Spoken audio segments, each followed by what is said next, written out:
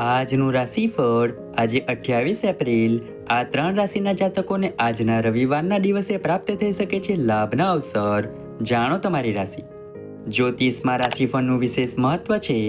રાશિફળ મુજબ આજે કેટલીક રાશિઓને ભાગ્યનો સાથ મળશે, જ્યારે કેટલીક રાશિઓને પરિવારનો સાથ મળશે, પરંતુ કેટલાક લોકોને નુકસાન પણ થઈ શકે છે. પહેલી રાશિ છે મેષ રાશિ. આજનો દિવસ તમારા માટે ખર્ચોથી ભરેલો રહેશે.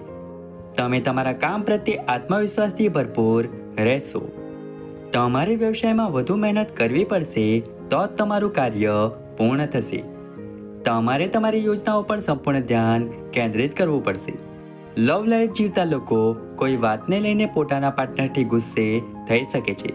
તમારે તમારા વધતા ખર્ચ માટે બજેટ બનાવવું પડશે, નહીં તો તમે તમારી બજેટને ઘણી હદ સુધી ખોઈ નાખશો. તમે તમારા ઘરેલું જીવનમાં કોઈ નવું કામ શરૂ કરશો અને પરિવારમાં કોઈ નવા સભ્યનું આગમન થઈ શકે છે. આવનારી બીજી રાશિ છે વૃષભ રાશિ. નાણાકીય દ્રષ્ટિએ આજનો દિવસ તમારા માટે સારો રહેવાનો છે.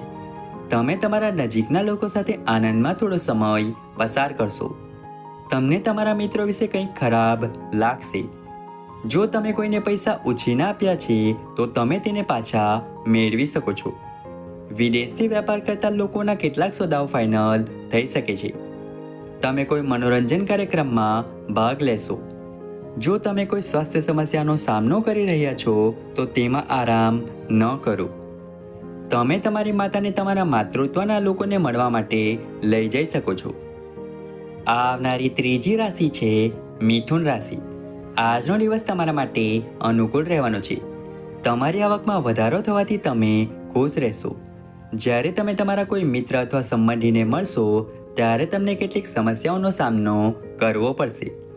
કાર્યસ્થળ પર તમારે તમારા સહકર્મીઓને સાથ આપવો પડશે. વિદ્યાર્થીઓ તેમના અભ્યાસમાં જે સમસ્યાઓનો સામનો કરવો પડી રહ્યો છે તેના પર ધ્યાન કેન્દ્રિત કરવું પડશે. જો તમે કોઈ પણ સરકારી યોજનામાં પૈસા રોકો છો તો તમને તેનો સંપૂર્ણ લાભ મળશે. તમારા પિતાના સ્વાસ્થ્ય પ્રત્યે સચેત રહો. તમારી આંખ સંબંધિત સમસ્યાઓને કારણે તમને સમસ્યાઓનો સામનો કરવો પડશે. તમારે તમારા કામને પ્રાથમિકતા આપવી પડશે.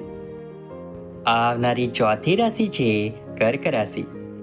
આજનો દિવસ તમારા માટે સુખ સુવિધાઓ વધારવાનો રહેશે. તમે તમારા ખર્ચમાં વધારો કરી શકો છો.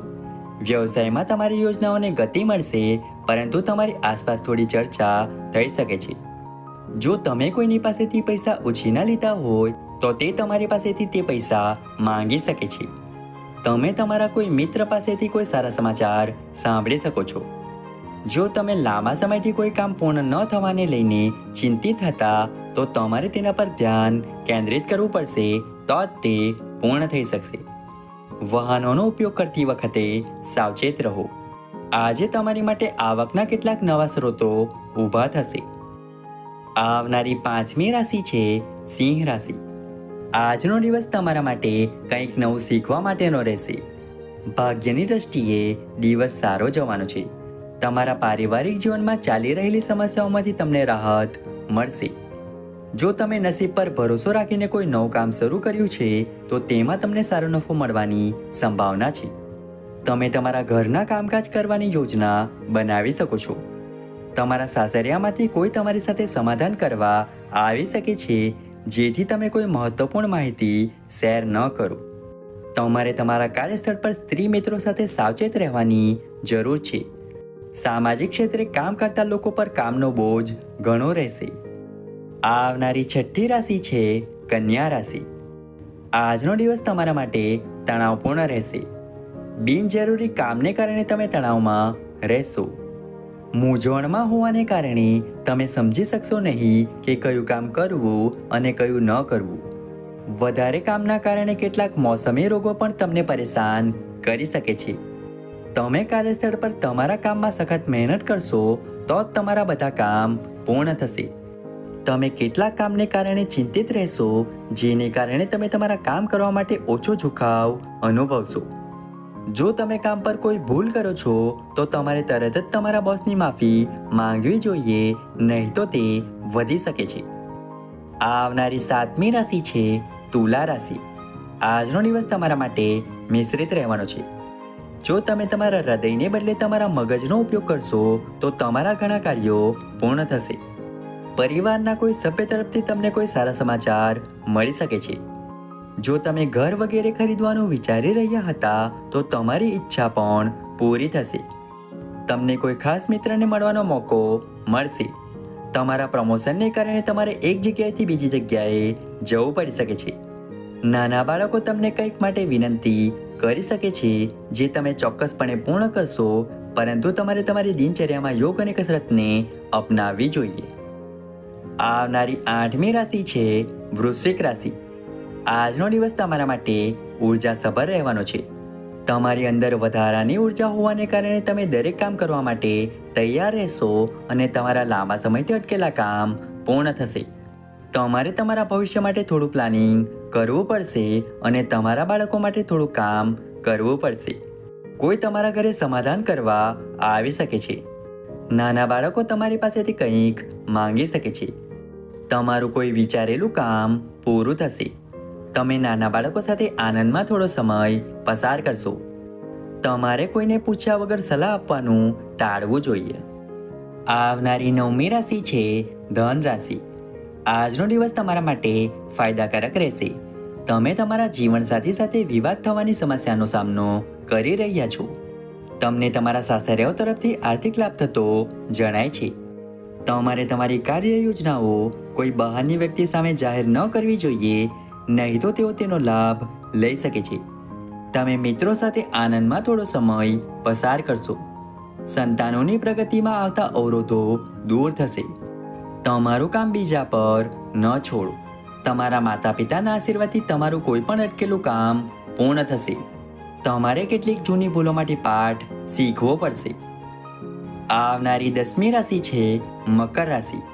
સ્વાસ્થ્યની દ્રષ્ટિએ આજનો દિવસ તમારા માટે થોડો નબળો રહેવાનો છે.